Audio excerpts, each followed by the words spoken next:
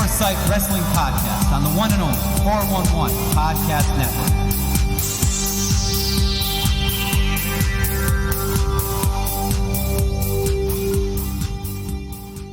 Steve, I have one question for you. Yeah, what's that?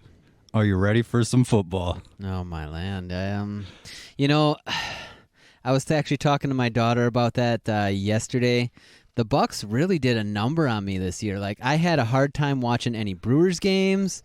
I don't know if I can handle a Packers heartbreaking season. So, yeah, that's tough, especially how the Brewers are doing right now. Oh man, but it's funny they're painful. playing the Cubs and then Packers are playing the Bears with the little Chicago thing going on. Well, you know what we say up here in Wisconsin, yeah?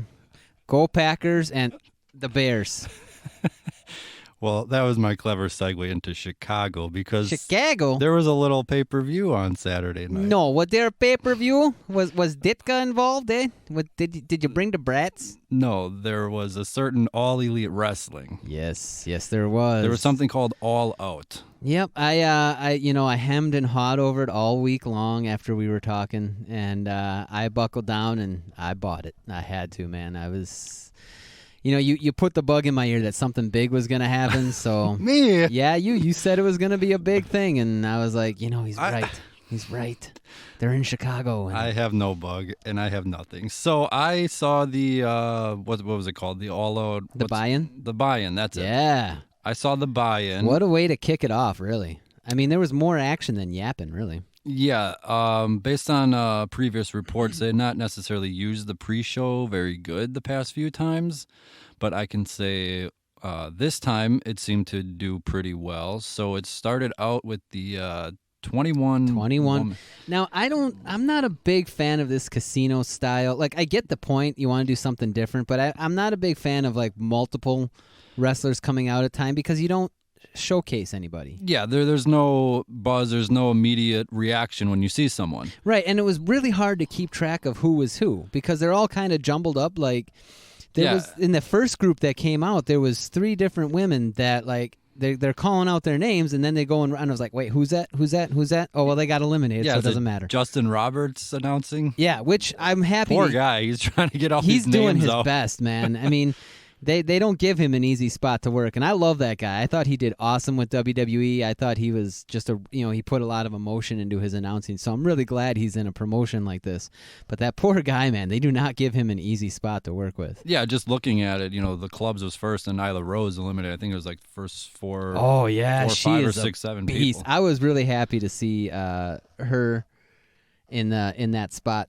Yeah, I liked how she started it, built her up as a monster to last through the whole thing. Right. And then right at the end when you thought, oh, well, it's going to be Mercedes Martinez or Britt Baker, it's like, no. No, Rose. Britt took it out, man. She was done relatively early into her coming out. Like, yeah, that's a little bit of a surprise. But if the company wanted to get behind someone, somewhat new, and Nyla Rose is their person, then that's their person. Yeah, I called this, I think at Double or Nothing. I said that she was going to be something special, and sure enough, here we are. So without jumping ahead too much, is she going to be the first women's champion in AEW? That's hard. It's her and, well, I mean, I guess that'll be jumping ahead, but... It feels like that's where they're going. It definitely seems like that'd be the way that they are going because, I mean, you look at her competition, which we'll get to later. But then again, who knows? This is a brand new thing, and they're trying out anything. So yeah, I'm going to butcher the name, but is it Rio? I think it's Rio. Okay, yeah, I would go with Nyla Rose just more because, they built her up through this, right. And then to go and lose. Right, so, but I mean, without jumping ahead too far, Rio put on a fantastic match too, so that was... So, quick notes on the Battle Royal. Good use, as always, with Brandy and Awesome Kong. People always worried she's going to win the title. She's not. She's in the Corbin spot where it's just to get everyone riled up, and then she'll lose. Tenille from Impact. That was awesome. She signed with AEW, I believe. Tenille did? Yeah. I think she's on a Impact deal through Bound for Glory, but then... Was that it? Yeah, the way Britt Baker was talking, though, was pretty much like she'll work with them. Right. And then we'll see in October. So okay. I thought it came out that she signed with All Elite, but maybe it was Impact that I read. Yeah, she's working with Impact through Bound for Glory, and of course Impact touted it as a signing and deal and all this, right. But with them and their announcement and signings and deals, it's not always when Impact announces something, you're like, okay. But yeah, right. Britt Baker before, I think, did an interview or something where she made a like you said, let the beans or spilled the beans out a little bit on let what the cat out. There you go. That's what I'm trying to get at. What she Where was is that trying cat? to. So that was a little interesting. Again, RVD showed up at Raw Reunion. So right. Impact's, not getting anything out of these deals that we know. They're probably getting money. They're probably like, yeah, you can use them. Just give us like, $1 or $2. Well, based on the latest report, they're not using that money for the talent. So. Oh, man. Yeah, so my other... Again? Didn't we just go through this like a year ago where they were scrounging for cash and Billy Corgan had to bail them out? That was like 3 years ago. Oh, was that 3 years ago? And then he went and was like, screw this, got his millions back and went to NWA. It happens so often with Impact. You kind of lose track which financial crisis we're in. Yeah. My other note, which will come off negative, but I did think they missed a lot of like production spots. Like even when all like 5 came out, Mercedes Martinez at the end came out and they didn't even have the camera on her until she was coming out. Yeah. Some eliminations were missed. Again, if this sounds negative, whatever. But with TNT now a month away. Right. They, got to start cleaning this up. I will definitely agree with that. There are some production issues. I attribute it to being a brand new startup, and they haven't got their communication down or whatever. I mean, WWE's been doing it for 50 years, so they've got it pretty much down pat. But yeah, there was definitely a few camera spots that were missed. People coming out, certain things here and there. Even like some microphone issues. We couldn't hear who he was announcing, and then like we were saying earlier, when a whole bunch of people come out, I'm a brand new person to this particular promotion, so like Big Swole, no idea who she was until she got in the ring, and man, that girl can go. Is that Cedric's wife? I do not know. I want to say it is. It could be. I know that she posted something that 8 months before this she had a battle with Crohn's disease, and she really put the work in and really worked herself to get ready to be on this pay-per-view, and she really showed herself. She's got talent. She had a little bit of a spot, so I didn't get to see all of what she can offer, but she definitely scratched the surface where I would love to see more of her in the women's division. Yeah, there were a lot of talented women on here. Now, obviously, all of them aren't signed or anything. I mean, ODB came out of ODB that showed. was wow. And of course, she gets the crowd behind her. So long. Yeah. It has seemed like a while. I was a little surprised. Scarlett Bordeaux was not there, but we found out what she was doing a few days later. Yep. So maybe that had something to do with it. Like you, it just feels like they're kind of like reinventing the wheel a little bit. Like, don't fix what isn't broken. Right. Bring them out one at a time, or just don't do it. I mean, 5 people coming out, and it's like, hey, there's so and so, and wait, is that like who is that? And then they're running in, and Nyla Rose just throwing them out. Just throwing them out, and then they're gone before you even know it. And I mean, and that's the payday. I mean, good for them if they can get it. Right. But I also heard that there was a female wrestler who was on Double or Nothing that has now since not vanished, but basically called it quits. Oh, is that Kylie Ray? Kylie Ray. I was, from Double or Nothing, I had high hopes for her because she had Smiley this... Kylie. Yeah, she had this like crazy, bubbly personality, but then when it was time to work, she could turn it on. And now she's gone, and we don't get to see that anymore. Yeah, I think it was afterwards Tony Khan had said she asked for a release, and they gave it to her. She has been off Twitter for months now, and I guess all of her friends and family and all that are just saying no comment. So whatever she's doing, whatever the issue is, I'm sure it'll all come out at some point. Well, hopefully she's happy and healthy and, doing stuff for her, because that's what ultimately matters. Us as fans, we can get upset at what we don't do or don't see, but we got to also remember these people are people, and if they're not happy doing what they're doing, they're not going to give you a good product to watch. So yeah, and that goes to the how do you pronounce her name? Casey Catanzaro, I believe. Yeah, that girl. Mm-hmm. But if she got injured or whatever the deal is, if she put in her the story is she put in her notice, and WWE's kind of like, think about it, take some time, right. We'll revisit it, but they're not outright going to do it. But if that's what makes her happy. And I heard she had a pretty serious back injury. Yeah, it's the injury. She hasn't had a match. I think it's like in a month or two. Yeah. So I mean, if she met Ricochet and they have a happy life together, then that's all that matters. Oh, it's her and Ricochet. All right. See, I didn't even know, man. Casey and Ricochet have been together. I think the only wrestling couple that I really know of is Dean and Renee and Adam Cole and Britt Baker, and that's just because after the last takeover, Adam Cole posted a picture with Britt Baker. What about Rusev and Lana? Where are they? Oh, apparently they have time off for a vacation. Of course they do. And Triple H and Stephanie?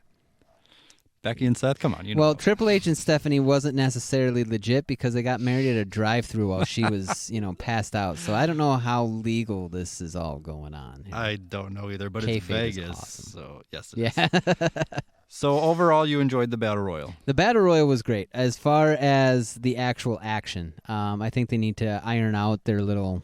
how they bring people in and how they do that thing, and the production, like we were saying, the camera spots they really need to work on. But overall, the action was awesome. Yeah, we'll give them an A for effort for trying with this, but I would not do the concept again. Right. I mean, it makes sense. Like, it's the Vegas, the Joker wild card, 21. You know what they could do is, instead of having them all come out at once, just be like, okay, and now the clubs, for instance, and then you bring them out five at a time, but one at a time, like 5 people, one at a time, and then you let like 10 minutes go by, and then bring the next. Even that though, like if you're introduced first to the clubs, like I'd feel slighted because then it's like the last person's going to be someone big, so it's like maybe I mean, but in Rumble each person gets their entrance whether they're a bum or not. Yeah, that's a good point. But then it's like, oh, and now here's number 3 of the group and number 4. It's like, who's the last person? It's going to be big. So I would still feel it's the same, but yeah, bringing them all out, not good. But either way, I enjoyed it for what it was, and unfortunately that is when I cut off because NXT TakeOver in the UK I thought was amazing, especially the main event. But we will continue talking about this. Private Party defeated, how do you say, Jack Evans and Angelico. Angelico from South Africa. That is a horrible accent by me, but what did you think? I thought that the tag match was awesome. Jack Evans never fails to make me want to slap him across the face, which is exactly what he's supposed to be. He's touting that he's, the best ever and best kept secret, whatever it is. And Angelico was just all over the place with his crazy, and he's the power of the guy of the team. That's crazy. He's like this little string bean dude, like probably 12 feet tall.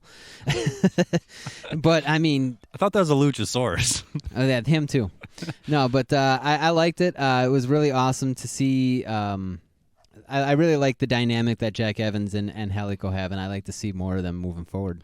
All right, so truth be told, as I mentioned, this is where I cut off from actually seeing anything, but I will say 2 points about here. One, Angelico was, I thought, one of the high spots in Lucha Underground. I saw the first season of Lucha Underground and some of season 2, but after that just got, a little too much for me, so dropped off. And my other second point here is, if AEW is going to tout all this tag team action, then it's good to see all this tag team action. Yeah, right.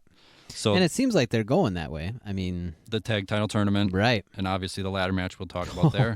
Yeah. And then that leads us into the pay-per-view. So SCU defeated Jurassic Express. What'd you think? You know what? This is probably the worst town I've ever been in.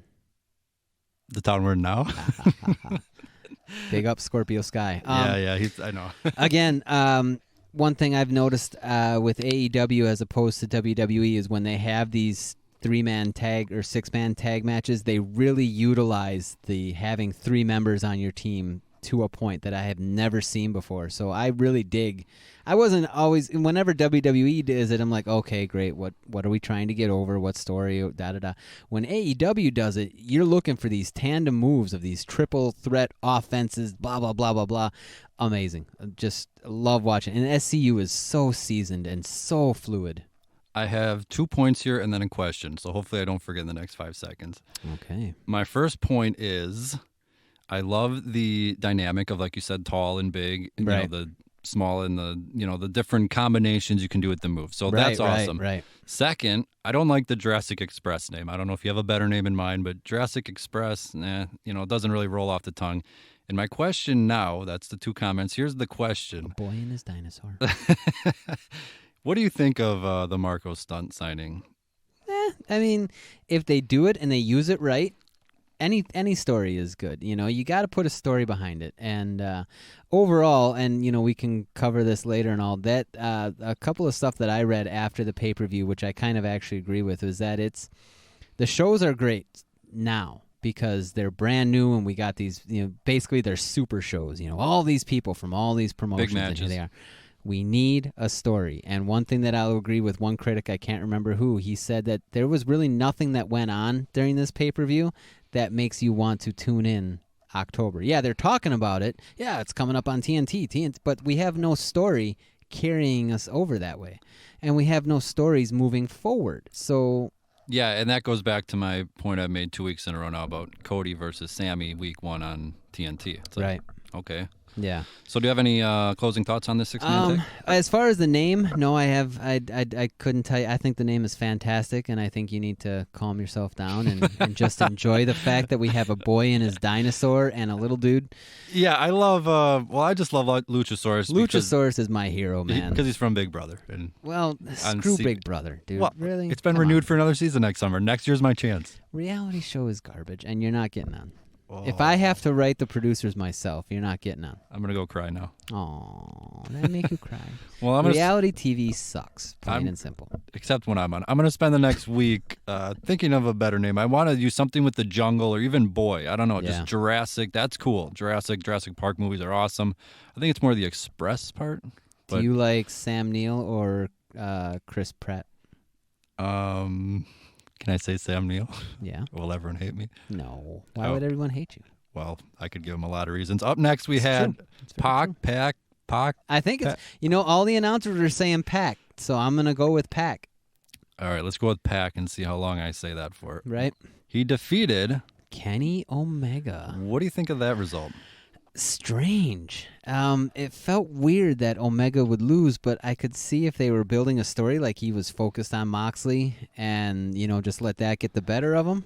Yeah, again, I have 2 points here. One is that you see it in UFC a lot. Somebody will drop out like a week before. Right, and they weight get somebody 10 days notice or whatever. And then that person comes in and wins because the previous guy had been training for months, a certain style, and then this guy comes in fired up, ready to go. Right, and he's just... Yeah. And then he just comes in and knocks them out. My other second point is in Japan a lot, which Kenny Omega loves, culture, lives there, all that crap. Right. They love the redemption story. The guy will lose for a while. And WWE tries to tell this sometimes, like, they're down in their luck. They lose 10 in a row. And then they build themselves back up, which I think they're doing with Mysterio. And they don't always tell the story the best. But Omega, I guess, is that. Hey, tag title at Mania is pretty big. That he held for how long? Anyways. Exactly. Weren't they like off TV for like 2 months and then lost it? Cup of coffee. Yeah. So then, Omega. Coffee, yeah. It wouldn't surprise me if that's where they're going with it, and almost using like the TNT audience as to get to know Kenny Omega versus everyone that already knows him. It kind of felt like that when he was losing and he kind of got up after the 3 count and stuff like that. It kind of felt like they were really, okay, how long is Kenny going to get beaten down, and they were playing that up like it's going to be a redemption story. So I guess I could kind of see that. From what I read is that they were actually, now this has been touted as probably, tied for one of the best matches on the card. And they were really upset with it because apparently I don't know if they didn't have enough time or what was going on, but they had, from what I read, they actually had to cut a lot of stuff out of their match. I'm not sure what they cut. It was 23 minutes. Right? I mean, those guys they're crazy. I love Kenny Omega matches. I always get into them. Every time I've had a chance to see one, when he won the title off of Okada, I was scouring the internet trying to find some type of totally legal way to watch it. Totally legal. It was longer than the Battle Royal, and it was longer than the ladder match, and it was only 2.5 minutes less than the main event. So I don't know what they cut out, but I will say Pac winning. Yep. Pretty with much the brutalizer even. Yeah, it tells you, I mean, he's got to be sticking around now. Yeah. Oh, I think so. I think he's because then afterwards, after the whole pay-per-view, they were talking to one of the competitors who didn't have the best of nights, and Pac made an appearance there, and it looks like they're going to crank up that storyline moving forward. I could see it, and if you remember the big Jacksonville rally, pack was there, and it was pretty much him coming in regardless of whatever the issue was a month or two ago. Well, I mean, I get what the issue was. You're holding a title for a company. That company doesn't want to see their champion, take the fall and look weak. And then, well, who's going to watch our promotion now because our guy just got his butt kicked by this, nobody or whatever it is. So, I mean, I could understand why they would not want him to go that way because they're trying to build up Adam Page, so obviously somebody was going to lose to him. Yeah, we are going to move on from Moving that. Moving on, yeah. Trigger. That's all I want to say.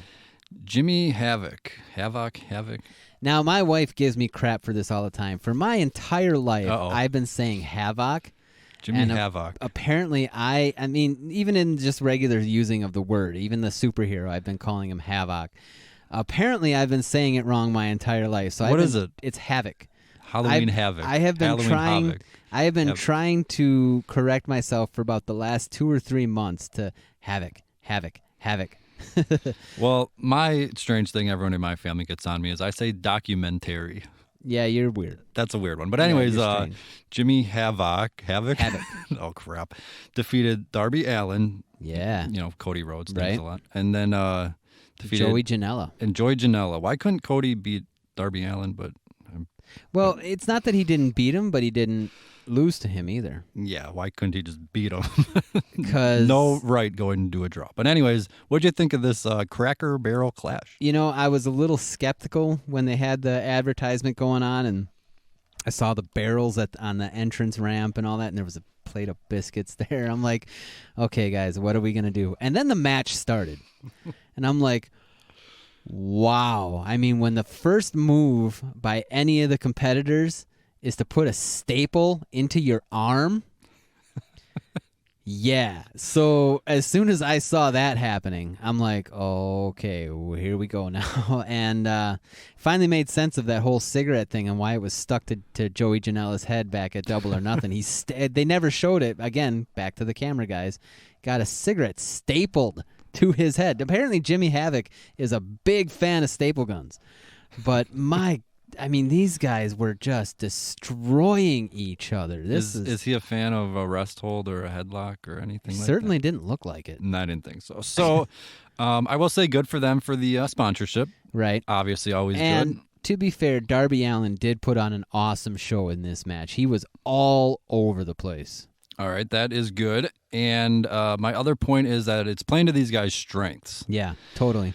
Now, is this going to be on TNT, or is this the quote-unquote sport that Cody keeps talking about? Wasn't Havoc in Ring of Honor?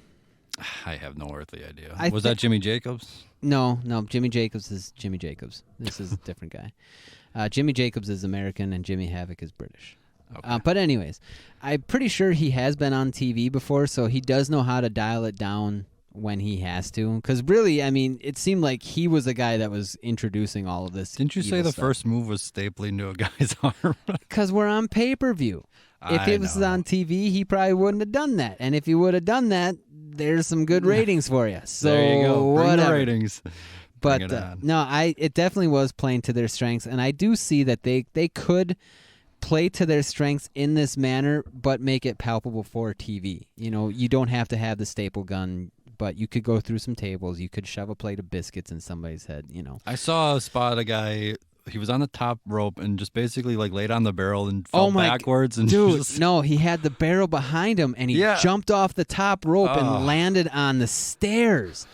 Have you ever seen a barrel just completely collapse? It shattered. Oh my God. I was like, what are these guys going to do to each other? It is insane. It is insane. Despite my little jokes, I'm actually fine with this, on special occasions. Yeah, right. It's like the ladder match we'll talk about. I'm actually fine with this stuff. But again, it's, is it going to be on TNT? How are they going to tone it down? What are they going to do? Can you do this kind of brawl every month on pay-per-view?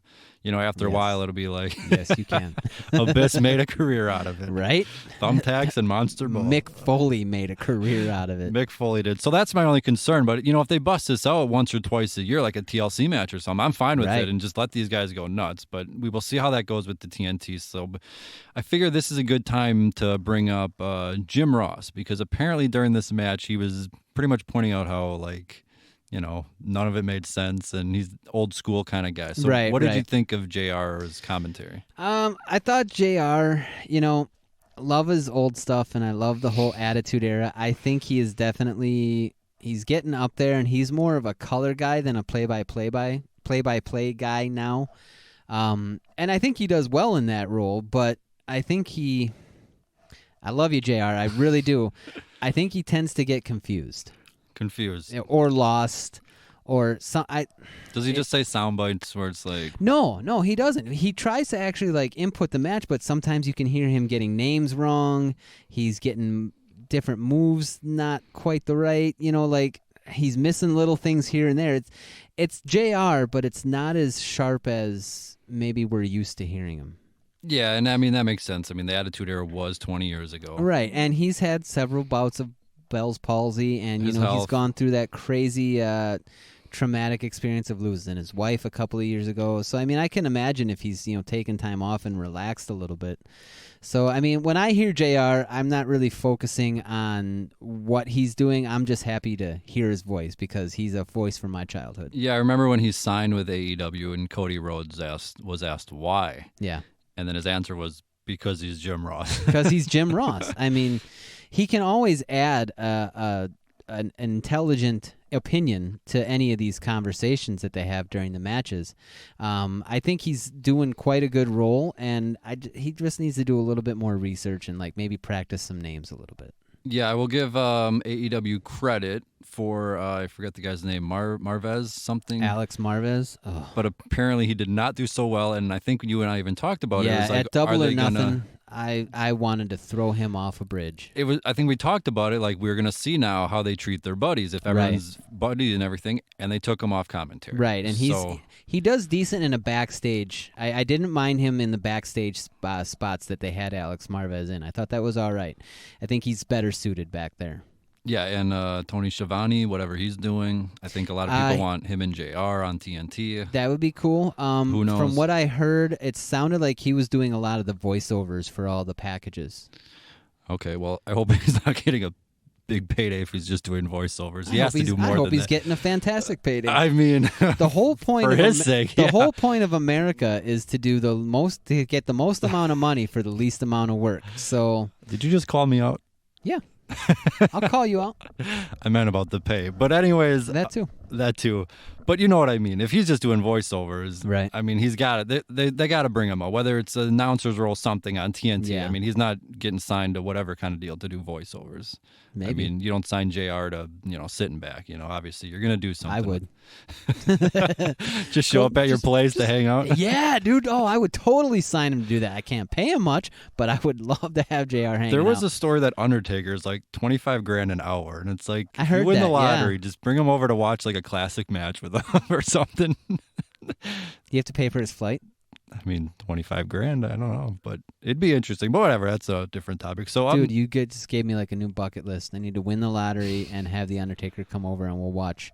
It doesn't even have to be a wrestling match. We can watch a concert or AEW. Let's go to a show. I'm sure he'd love that. The question's always asked, if you could interview anyone, or whatever. Oh man. And I always would think, not even because I'm a fan of the industry genre, whatever you want to call it, but I would always just think Vince McMahon, an interview with that guy. Can you imagine? What would you even ask him? Would he be eating his protein bar that everyone talks about? The thing is I think, and I don't know for certain, but I just get this impression, is that when Vince is talking to anybody other than his family, and that includes Triple H and Stephanie, I think you get Mr. McMahon, the character. What about Shane? You'd probably still get Mr. McMahon, the character. It'd be very hard to take him seriously because he's going to be trying to promote or keep under wraps something big he's got going on, or he doesn't want to let too much. I mean, I would do that just to see if I could get him to sneeze, just to see what happens. Or if you sneeze in front of him. Ooh. Hey, if I'm paying for him to hang out, then he's going to put up with me sneezing. Speaking of interviews, Dixie Carter, are you still out there? Where are you at, girl? Come on, Dixie. Come on, lady. Just an interview in the lab. Just some insight. Come on, up to the lab. The lab's fine. It's a great place. We're cool We here. got all the mice out. It's all good. No rodents here. So anyways, we're going to move on from that. The Dark Order defeated Best Friends. Best Friends. What do you think? Great match. It was I finally understand now from when I was watching Double or Nothing, the creepers of all these masked folks that accompany into the ring. So now I get it. It's a weird thing with Evil Uno, who is the one guy with the mask on from Dark Order. Okay. So at least I got that put together. Now I know what these creeper guys are doing there. They're just basically servants of. It's kind of like the boys for Dalton Castle in Ring of Honor. Okay. So it was a great match. A lot of really good spots. Really cool to kind of see the dynamic between you got these like, happy-go-lucky best friends, and then you got this like evil pairing of this giant masked dude and some guy with some paint on his face, and they don't care. They're just going to go nuts. It was a great match, and I really enjoyed it. I'm looking on Wikipedia. This is where I'm getting this information. Oh, and I really like the end if you want to cover that, too. Very reliable. We will get to that, but the guys' names are Evil Uno and Stu Grayson. Is that right? Yep, that's right. Okay, so what was the ending? So Dark Order wins, Yes. and they just start attacking. I think they had the creepers attacking the best friends or, just going nuts. Then the lights go out, and they pop up. And we talked about this guy at Double or Nothing. He just shows up for the Battle Royal, Orange Cassidy. Now, I got a little more insight into this dude's gimmick. It's actually pretty cool. He's just standing there, hands in his pockets, kind of looking. He's got his sunglasses on. Dark Order's carrying away Trent from the best friends. Okay. And he just kind of looks over there, hands still in his pockets, goes to one side of the ring, bounces off the ropes, and does like a basic trust fall. Hands still in his pockets. Oh, come on. And then, so they all celebrate in the ring, and it looks like Orange Cassidy's part of the best friends now. And instead of going like to the second rope and raising his arms, he gets on the first rope and gives a thumbs up. I like this guy. I love the sweet shin music that he was doing to Tommy Dreamer at Double or Nothing. Yeah. I like the little like nonchalant trust fall thing that he love him. I think Orange Cassidy is awesome. 2 points as usual. I sent a clip of the kicks to Dreamer. Yes. I sent a clip of that to my brother and a buddy. I'm sure you can figure out who, just to kind of get. Has he fallen lately? He has Fight for the Fallen. Oh. So anyways, just to get their viewpoint on it, because it's always interesting to see what they say. And my brother, wait, did I say my brother? You did. Okay. Yeah. My brother, he texted back, this guy's a joke. And like, of course he's a joke. And then the Fight for the Fallen dude, who will not be named. Why can't we name him? Can we name him? He had a little bit more to say, if you know what I mean. Was he angry? No, he just had a little more to say. Anyways, that was bad. That was bad. He just said, "Hi Matt, how you doing?" What's up? I'll see you later at the game. So, anyways, he just said, "Well, that's stupid." So whether they're sarcastic or not, maybe they're just not used to it. Yeah. They didn't seem to care. But I will say my second point is I retweeted this. I don't know if I still have it on my account at Justin Watry on Twitter, but because you delete everything. But he did like I don't know if it was pre or post, but like a little interview session with all the reporters there. Okay. And like every question they asked him, he's just like, I don't know. Yeah. And then it'd be just like the next question, he'd be just like, I don't know. Yeah. And then like, isn't that awesome? I think there was like a kid reporter. Someone was like, "What do you do in your spare time? What are your hobbies?" He's like, "I go to bed." And then the guy's like, and then later on, everyone laughed and they're like, "What do you do?" He's just like, "I do nothing." And then it just ended. It was the funniest thing. Isn't it awesome? That guy is awesome. I love the nonchalant, I don't care character because obviously he does. You look at him and he obviously works out. He's obviously very talented and has, the ability to do some crazy moves, but he doesn't have to. Yeah, and I like it from what I've seen. Again, I've only seen a certain point of it, but I like it. It's fine. It's something different. It's cool. He seems obviously get the character, which is part of it. I will only just say again, if Cody's talking about the sports presentation and Tony Khan with wins and losses, Did you notice? How is he ever going to do anything then? You said you tuned out after the buy-in, right? Or after the first match? Sure. Well, I noticed as the matches progressed, when they'd show a performer's name, they gave him a record. Yes. There's a record showing up now. And again, it'll be interesting how that. Remember, like a year ago when SmackDown did the rankings that lasted a week? Yeah. Yeah, dumbest thing ever. That was ridiculous. Dumbest thing ever. Yeah. And if they're going to do the ratings and the records and the whole standings and all that, then they got to stick to it. Right. But I mean, just looking at people on here that, have lost, well, okay, then what is it going to mean? Are they going to do anything? Right. So we shall see We shall see if Kenny Omega can get one in the W column. Yeah, so up next we had the women's match we were talking about. I'm going to butcher the names here, but Rio versus... Hikaru Shida? Hikaru Shida. Sure, I have Shira? Shida? 13 minutes. Spell it for me. S-H... S-H-I-D-A? Yeah, Shida. Because in that culture, they do pronounce the R's as D's. So, Hakura. Like, you say the R, but you let your tongue touch the tooth. Hakura? So Hakura. Hakura Matata? Yeah, basically. Okay, so what did you think of this? Good? Awesome match. These two women went nuts, and I was actually kind of on Shida's side. I was hoping that she was going to take it. I really liked her presentation, and it seemed like she had like a real warrior personality. But Rio, tiny little thing, and she was just going wild. All these crazy spots and flips and da. Really she had to earn this one, and she really did. From what I recall from watching the show, I believe that they had actually either trained together or one trained under the other. I forget what it was. So it was just a kind of like, there was a little bit of history that they kind of just dabbled in with the commentary. So that kind of made me a little more invested in the match, and then I'm sitting there watching it go back and forth. Again, I had no dog in any fight, but I thought it was a great match, and the women, once again, they just are awesome. Yeah, I think, did Nyla Rose come out after? Yeah, when the decision was made and Rio had her hand up, Nyla Rose came out to glance at her competition, and she was standing next to that, similar to the male belt, standing next to the women's belt. I really like how they keep the belt designs pretty similar now. Yeah, I like the designs, even though I'm not much of a belt guy. We've talked about that, except the Eagle WWF that champion. Somebody has. Anyways, I've seen this. I think it was Dave Meltzer. You can have your opinion on him, whatever. But Dave! He made a point on Twitter. Somebody asked him if to make a statement, should Nyla Rose versus Riho with the, I can't think of her name, but the female referee. Oh, Aubrey. Aubrey, that's it. Mm-hmm. Edwards, right? Yeah, I started following her on Twitter because she impressed me also. Yeah, somebody asked if that should main event the first TNT show. I saw this thread. Did you see this? Yeah, a little bit. I saw a little bit of the discussion. Basically, he said, no, you go with what's proven. Right. And that makes sense. So that would be my only concern, is if these two come out and whatever quarter hour, and I'm all for making new stars and stuff, but, right. There isn't a Tenille. There is no Britt Baker. Even Brandy Rose, Awesome Kong, obviously Glow just dropped at season 3 on Netflix. Yeah.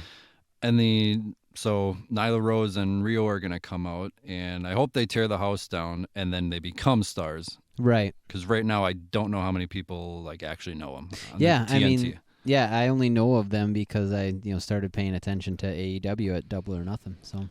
Yeah, so we kind of talked about this earlier, but is Nyla Rose the pick? She, I'm leaning heavily that way, just because she's got a really cool gimmick. They did tout her. I don't know, how much of a big deal this makes it. I personally could care less, but she is, I believe, the first transgender female star. Yeah, I purposely did not mention that because, honestly, like you, I don't care. Yeah, it doesn't matter to me. But I know that, in this whole era of equality and all that, they may want to put it on her just to say, hey, we don't care either. We're looking at more performances than, this other pointless crap. I fear that, people will say that regardless of course. If she was going to win. You're always going to have those idiot detractors. Oh, trust me, I know. Yeah. So then I always go back to the giant check that they had at the end of the charity show, and it's like, well, WWE does it, and then here's AEW with a giant check, touting their charity work, and it's just like, don't tell us, just show us, and you don't need to do all this other crap. Right. So it does feel like they are going that way, and if they do put it on her, awesome. I think that'll be really cool. Yeah, I thought regardless of the winner, whoever is going to win the Battle Royal will have earned it. I mean, they have to then go win the title. Yeah. Makes sense. Makes sense to me. So up next we had Cody. Yes. Defeating Shawn Spears. Poor Pharaoh. Poor Pharaoh was spooked by the fireworks. Yeah, that's another thing. I saw him coming out for All In, and I think he came out for Double or Nothing, and I'm like, boy, he does really good with large crowds and noise and stuff, and he actually has a vest. Apparently he's a service dog, which actually takes training and certification to be called a service dog. Yeah, there's a controversy about that. There's a difference between an emotional support animal and a service animal. A service animal has to actually go through classes, training, get certified before they can ever, don that vest and go to work, quote unquote. An emotional support animal can be any animal. Basically your doctor says, yeah, you're sad, go get an animal. That's how we rehomed a kitten that we had to rehome. Because for one reason or other, she couldn't stay here. We loved her to death. But my godmother-in-law who had just lost her husband not too long ago, she was pretty sad, and this little kitten needed a home, and her condo doesn't allow pets. But if you have a doctor's notice, they can't say a thing about it. So we worked the system, man. Congrats. So it was a little unnerving to see Pharaoh upset. I'm a big animal lover. My whole family is big about animals. We actually would care more about animals than people if given a choice. Like if we'd see a car accident and there was somebody walking a dog, our first thought would be, is the dog okay? And then we probably wouldn't even care about the car accident or the people. We'd be like, dog. So... Dog the Bounty Hunter gives me conflicts because he's a dog, but he's a bounty hunter. But anyways, so the Pharaoh thing, that was a little creepy. It started off the match a little weird for me personally, just because I was really concerned about Pharaoh. I really loved the Star Trek outfits that they were all wearing. I don't know why they keep doing these little things on their entrance, but I love it, and they should keep doing it. I almost wonder if that's a Tony Khan thing. It could very well be, but I mean, the All In, he was like, it was like a UFC presentation where it was Cody and his team. What do you got? You missed the joke. This is all right. Well, no, hold on. Anyways, I liked it. I'm more of a Star Wars guy. Oh, geez. Personally, not Star Trek. You can't be both. I can be both. It's all space, man. I have, but there's always the debate, Star Wars, Star Trek. But I'm more of a Star Wars guy. But I liked it, both. And like you, I like the that they have something each time. Yeah. It's it is always cool. what's it going to be? It's a Velveteen Dream. It's like, what is this guy going to bust out this time? Yeah. And Brandy Rhodes as 7 of 9, not going to complain. Just saying. Yeah, I like the dog. I like how people were more concerned about the dog than this guy coming out for a blood feud with his buddy. It was sad because he looked like he just didn't want to be there. And I'm like, oh, Pharaoh. No, and I know my family dog named Prince freaks out at fireworks. Yeah. Anything, he'll come running right up to you. Our next door neighbor here is a dog named Charlie that even the slightest hint of some type of explosion and he's freaking out. Oh, my God. Oh, yeah. If you even hear you can hear like thunder like miles away. Like he'll hear that little rumbling and then comes running. I think I actually popped some bubble wrap that freaked the dog next door out. So we love Charlie. Charlie is awesome. That's strong ears if he can hear. And he's like 11 too. But he acts like he's 5. Acts like he's 5. All right. So what did you think of this match? I thought it was good. It was intense. It was definitely, I expected brutal, like just beating each other. Not a whole lot of chain wrestling. Didn't it start with him jumping right out and going Yeah, after he him? just went across and did a suicide dive, and that was like, okay, here we are now, like... Which it should be. Kind of one of those things where you find yourself in a situation and it's just like, okay, here we go.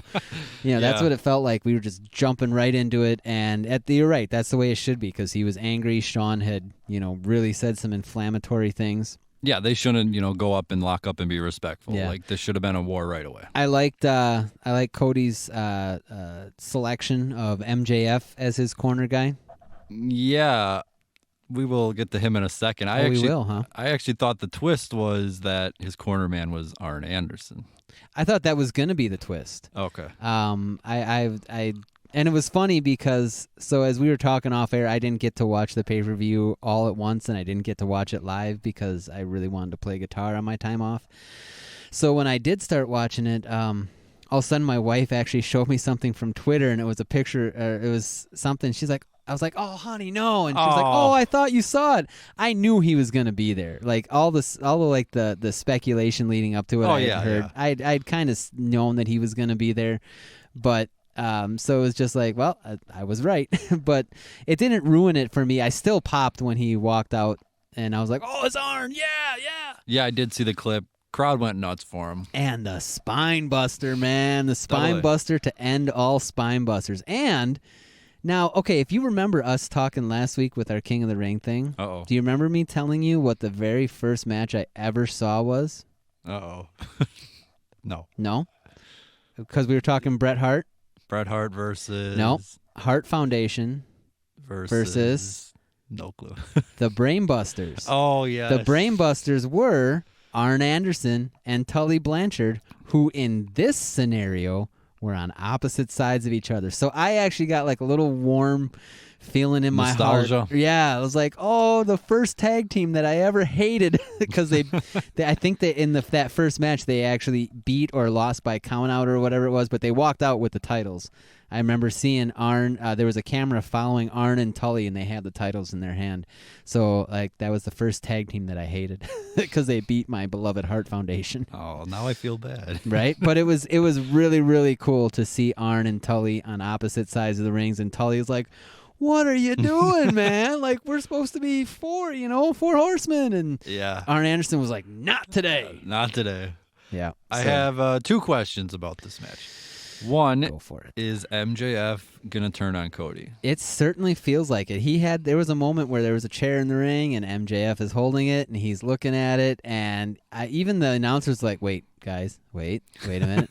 And then he threw the chair out and gave big hugs. So it definitely feels like that's something that's going to happen. I think that they're just teasing it now, and it's going to happen on a bigger audience, such as TNT. Yeah, like Kenny Omega, that feels like something they want to start with the TNT and then get the ball rolling from there. Cody was asked on Twitter earlier about it, and he said, "No, he's my best friend, all this stuff." And of course it ain't going to happen, guys. You know, Wait, isn't Brandy his best friend? I mean, it's Pharaoh. But second question here. Should Cody have won? Yeah, absolutely he should have. I mean, you got to get your revenge if they're planning on, moving forward from this particular storyline, which it definitely, had a kind of a finality to it. Honestly, I think they could push it either way, really. I mean, you could still keep Shawn Spears in the picture and say, well, this, that, or the other thing, and continue the storyline. But I think Cody winning, I think he kind of, it felt right. I think, yeah, he should have won the closer, but, I mean, is this it already? The big chair shot, 2 months of this, and Cody wins? Game over? It could be. If we're talking about what they're going to do going forward, we still have Dustin that he can do some stuff with. Shawn Spears by no means is done. I mean, he's one of those guys that could take a loss and be like, well, it wasn't really a loss, and make you believe it, and continue the feud on. So there's many of things that could happen, really. Yeah, I will lean towards the side of he's not done, but comes in, does the big thing, and then loses his first match, so. What do you think of like a Spears-Moxley tag team? Was it his first match? Maybe he had a different match anyways. But you know what I mean. This was Shawn's first singles match. He was in the Battle Royal at Double or Nothing. That's right. And the day after his contract expired. And you said what, a Moxley tag? Yeah, think about this. Moxley and Spears as a tag team. Down the line, after they cover them, they get into the fold and they're exclusive with AEW and they've been around for a while. Think about a Spears-Moxley tag team. That'd be I'm interested to know what Moxley does, especially with now, is it him and Omega? At Full Gear. Full Gear, yep. They're the pay-per-view that they announced at All Out. Yeah, in November. What do you think of the name Full Gear? I mean, names are names, man. It's really ultimately going to be the show that makes you remember it. It's the same like a band name. Like there's a band out there I'm a real big fan of called Dog Fashion Disco. Stupid name, right? Awesome band. So whenever I hear Dog Fashion Disco, I don't think, well, that's stupid. I think, well, this song and that song and this song, and I can play this song and that kind of stuff. Yeah, and it goes back to the Great Balls of Fire pay-per-view. Yeah, exactly. Everyone laughed at it, and I'm just like, I don't care if Joe and Brock Lesnar tear down the house and, whatever. I don't care. So honestly, I don't like the Full Gear name, but who cares? If the pay-per-view is amazing, then it's amazing. To be fair, the singer in the Resonant complex hates the name the Resonant Complex. I actually had to fight and fight and fight to keep it. Thankfully, we already had it kind of established and online, because he's like, oh, we should change it. And I'm like, yeah, but that means we'd have to do this and this and get all 70 people that follow us to go over here. And, if you're one of the 70, we love you. We love you. So speaking of loving, the Young Bucks. Oh, my God. Versus the Lucha Bros. This ladder match. I had to catch my breath after this one. Holy Lord. Now, I did a little bit of research. So we got Matt and Nick Jackson. Pentagon and Phoenix are actually brothers, too. It's legit blood brothers. So this was a brother match. Like, I thought it was just a storyline, but no, he's actually... I did a little research into Pentagon, and apparently not a lot is known of him outside of wrestling. Whoa. Like, as in the traditional luchador fashion, he's somewhat of a mystery. Should I call myself Pentagon? Or no? No. Okay. No, because you don't have a mask. Miero. Very nice. Yeah. I saw some clips of this, and it just got a little too ridiculous at the end. I think one of the Bucks almost landed on his head, but his foot hit the rope thing, and then whoever pushed the ladder over, and then the guy pretty much fell back on the ladder as it tipped over at the end. Yeah. I mean, I think it was afterwards, one of the guys interviewed, again, one of the Bucks. I couldn't tell them apart. I had no idea who they are, but one of the guys says the spot I did falling through at the rope where his foot hit and then went through the table on the outside. You know what I'm talking about. Yeah, right. That was Nick Jackson. Needless to say, he did say he's never doing that again. Yeah, I did see a quote from one of the Young Bucks that says, "I will never do an Escalera de Muerto match again." I mean, this was insane. Yeah, it did. Nick Jackson, the blonde-haired one, his foot did catch the rope, and I think he was supposed to go through 2 tables and ended up only going through 1. There was a Canadian destroyer off of the top of a ladder through a table. Didn't they do someone when someone was laying on the ladder also? Yeah, and the ladder didn't break. So, I mean, there was just it's always interesting. After watching wrestling for so long, you can kind of tell when they set stuff up for later. Oh, yeah. Because they had, this ladder, and then somebody crawled under it. He didn't just move it. He had to crawl under it. But, I mean, there was a sling blade from one side of the ladder to the other. Like, he jumped around. I swear, I didn't keep a table count, but I'm pretty sure they went into the double digits of how many tables they destroyed. Awesome match. I mean, like I said, I had to catch my breath. I think for the entire match, I was on the edge of my seat, mouth open, going, whoa, what the, oh my, are they okay? I think my wife might have thought I was convulsing or something at some point. Yeah, this comes, right after the SummerSlam appearance by Edge. And Edge obviously had done a bunch of these and eventually just outright went to official and said, I'm never doing these again. Right. And I do wonder, at some point it gets a little too far. And if these are going to be like your centerpiece guys of the tag division. Right. I mean. Well, it's not like they're going to be doing this match all the time. I don't think this was over the top. I don't think it was too much. I think it was an amazing match that just deserves all the glory that I think that was probably match of the night for me. Yeah, we talked in the build-up that, what in the heck were they going to do? Right, yeah. And there you go. There they went. I mean, and then Pentagon got unmasked. Yeah. That was insane. And then they help him put it back on. So, I mean... Do you think that lies in the cheap heat, or is that, something like, hey, it's wrestling, whatever? I think it's in the wrestling. That's whatever. I mean, but the tradition and Well, if you look at it from if you're kayfabe in and you're into the match and you're following, you're into the story, pretending that it's real. Matt Jackson was in a bad spot, and he needed to do something to get the upper hand. And in Young Bucks fashion, they're cocky. They don't care. They pull a mask off. I was going to say, are the Young Bucks heels, or is this another match where it's just the match? I think this match is just the match. I think they'll establish heel face in time, but I think right now everybody's just glamoring at. I mean, wow. There was a lot. Do you like the Lucha Bros winning? I am a huge fan of the Lucha Bros winning. We called this last week that I think that those guys are still with AAA, or as they say, Triple A. But I think that belt needs to go back down to AAA, and if Pentagon and Phoenix are going to stick around with AEW, they need to make their finish off their stuff down there, then get back up here and let's have some more tag matches, because I have not done seeing those guys. True or false? Yes. The Young Bucks will enter the tag tournament and win the titles. False. Okay. I don't think. I think we're gonna. Is it Cody and Dustin? No, I think LAX? possibly. I think that the quote unquote office that we're seeing in the ring, the Young Bucks, Cody Rhodes, Kenny Omega, I think they're gonna stay. Brandy Rhodes. They're gonna stay away from the title for a while, for at least the first few runs, first couple of pay-per-views. I think that when it is time for them to get the title, if they do it right, it's going to feel natural. It's not going to feel like, you're the boss, so you get the title. Because right now, that's what it would feel like. If the Young Bucks get a title, if Kenny Omega gets a title, if Cody gets a title, it's going to feel like, so this is how it is now. The boss gets everything. Yep. Great. WWE Part 2. Here we go. So I think those guys are actually going to stay out of the title picture for a while. Yeah. Okay, a lot of people aren't enjoying the Dark Order, but could they win the tournament?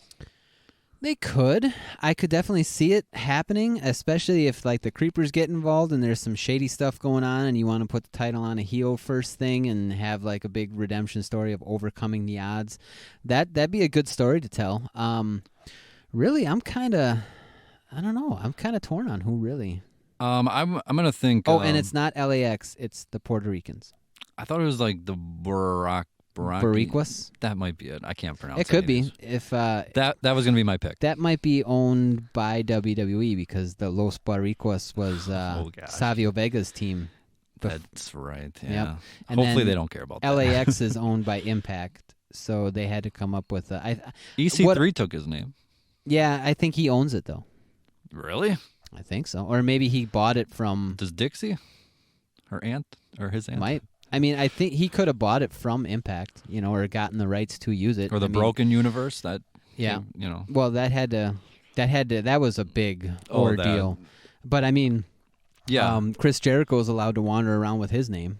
I think, I'm going to call him LAX, but I would say them and then Lucha Bros, that's maybe the next. Yeah, you could build tag team division. You just got my heart pumping, man. That would be killer. I would hope the Young Bucks and Lucha Bros do kind of take a break. They've kind of had how many million matches now? Yeah, it's time. I think this was the be all end all. I think usually ladder matches, cage matches, Hell in a Cell, whatever it is, barbed wire, crazy matches like that. That kind of signifies, okay, we've done enough.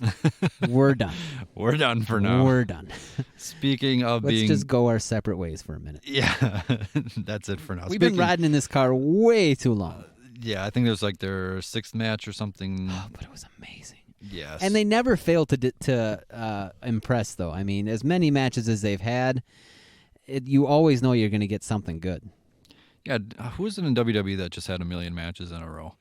That it just seemed like let's move on already, even though it was amazing. It was Orton and Sheamus. Sheamus. They went on forever. Orton and Cesaro went on forever. Bailey, Charlotte, Sasha and Charlotte. Corbin Sasha and Rollins and felt like forever. Corbin and Rollins never ends. Brock just seems to take up space and annoy me every time. All right. We're not talking about no Brock discussion today. No Croc Dumner? No, not today. Our main event, Adam Page versus Jericho. Yeah. For the inaugural AEW World Title. What did you think of this match? I thought it was a good match. It was good storytelling. It seemed like there was a big old, Chris Jericho gets the upper hand, and then Adam Page gets the upper hand, and then Chris Jericho gets the upper hand, and there was really not a whole lot of, back and, equal, the double punch, nobody's could, how some matches it seems like nobody can get the upper hand. Yeah, and they nobody do a whole dominated. bunch of chain moves. In this one, it seemed like somebody always had the upper hand and someone was always getting beat down. I thought it was a decent match. I wasn't as fired up about it. Maybe I got burned out from the ladder match. But it was still technically an awesome match, and it was good to see Jericho be Jericho. I'm still kind of new on the Adam Page train, so it was kind of cool to see like what he can go through and withstand, and with all his repertoire of moves and stuff. Yeah, there were a bunch of little points during this match. I think Page came down on a horse. Yes. And then later on whatever their YouTube show is, he said it was, what was it, Hunter Horse Helmsley or what is it? Oh, really? Yeah, and again, it was just a little shot. It was like, that's not needed, because someone asked the name of the horse, and I forgot what it was. It was horse something, whatever. It doesn't matter. It's just another one of their little shots. See, I didn't get that, but I didn't watch any of the after show stuff. Jericho bled. Yes, he did. Yeah. Jericho bled. He was down by the ring for a while, so I almost think it was self-inflicted. It was. Okay, because that forearm looked pretty stiff. Oh, yeah. Well, it better. I mean, I think it was Aubrey. She did go over and check on him, but and hand him a sharp object. just to see if he's okay. Just use this. Here's a little medicine. And let's give credit to Aubrey, first woman to main event referee a title match. Awesome. Yes, good for her. I believe that was mentioned when the bell rang. Yes, it was. And but she deserves spotlights. She deserves everything. She's awesome. Yeah, I saw she had quite the dramatics during some of the near falls. Oh, yeah. And then, that too. Yeah, she was very expressive during the near falls. And then when Jericho tried to, get in her face, she wasn't having any of it. Yeah, I think it was Charles Robinson. I want to say in WCW, he would always freak out at, big moves and stuff. I'm not sure if it was Yes, him, though. I remember that. There was a couple, I think it was the... WrestleMania 24, Ric Flair, Shawn Michaels. Oh, the super that kick. Final super kick. Yeah, Charles Robinson looks like he took it. Didn't he also run down to the ring during the main event, Undertaker and Edge, or was that a different ref? I think it was. Anyways, now that you mention, I can picture little Charles Robinson.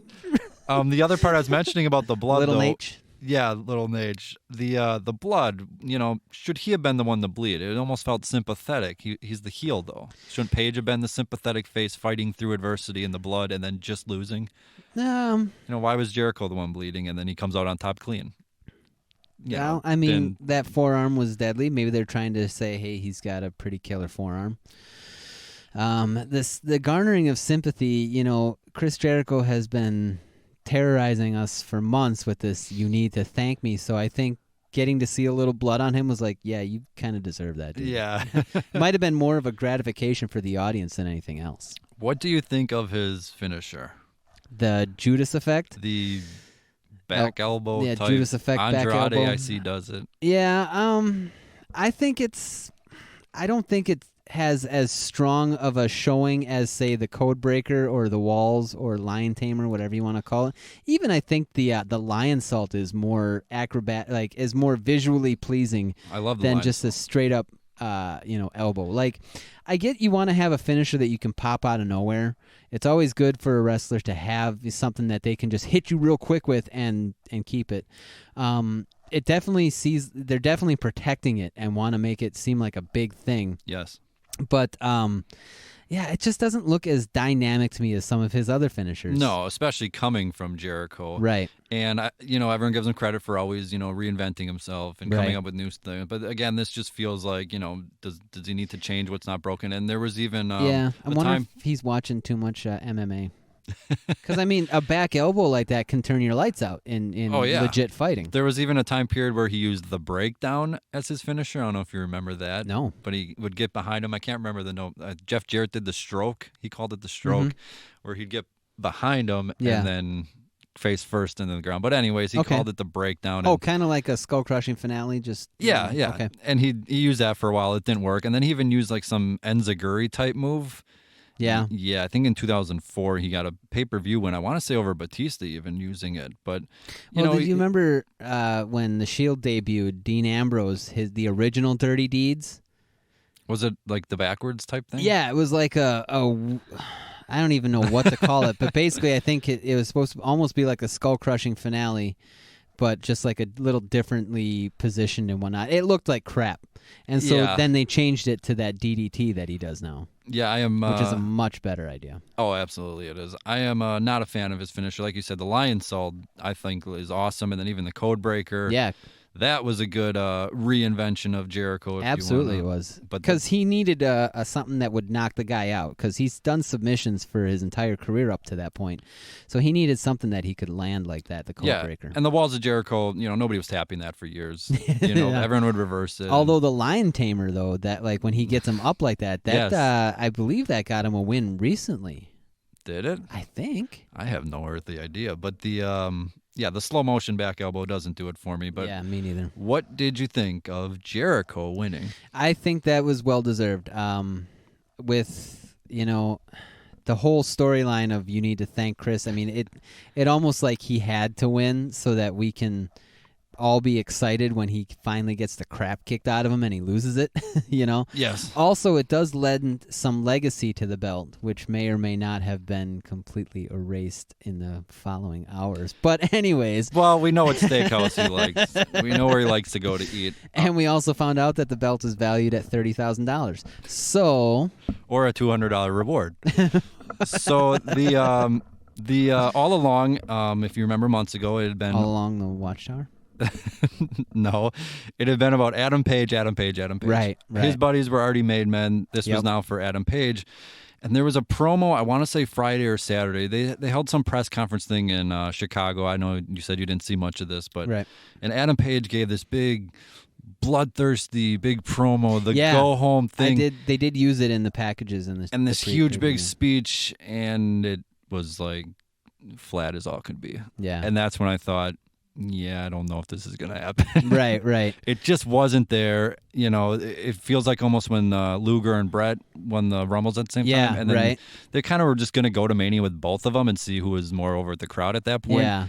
And it was just like, sorry, Luger, it just ain't happening. And Brett, it went for Brett more. And this felt like at the end, it was just like, sorry, Paige, maybe down the road. But Jericho's got it all, obviously, the legacy, TNT, the veteran status. Yeah. And now, we got Pac back. And I know that I caught a little blip of this on Twitter, that they did a little after-match press conference because, we're trying to keep the sport of it alive.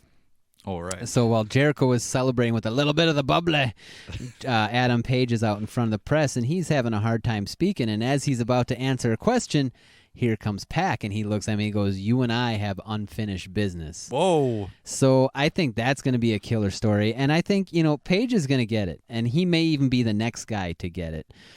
I could see it happening. But I think they're going to make him build up a little bit and get endeared in the fans' hearts. Yeah, I already saw the bubbly is making its way into oh, my God. The gifs, the memes, it is wonderful. I saw one that was like, remember that Lou Vega song, "A Little Bit of Monica in My Life"? So there's a whole gif out there that Chris Jericho actually said was his favorite so far. A little bit of the bubbly in my life and a little bit of the bubbly.